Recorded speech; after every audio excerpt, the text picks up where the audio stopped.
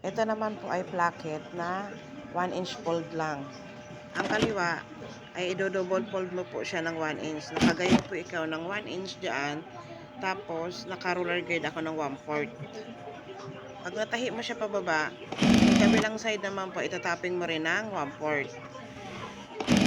Ang kanan naman, magsisimula ka sa baba. I-double fold mo siya ng 1 inch, pero ang tahi mo ay naka half inch ka lang po, sa gitna ka lang nung 1 inch na yon.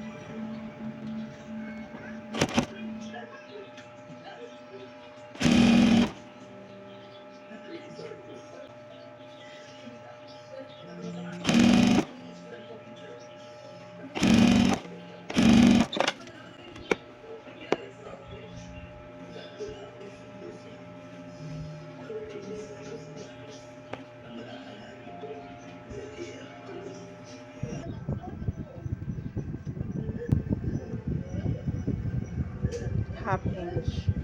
Ito naman, parehas 1/4, 1/4. Talikod. Oh, harap.